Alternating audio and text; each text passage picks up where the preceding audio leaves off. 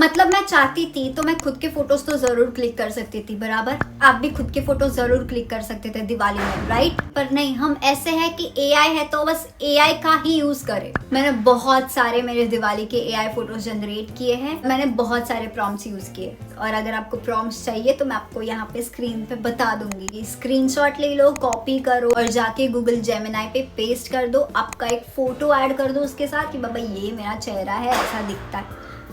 पीछे के पटाखे प्लीज इग्नोर करो।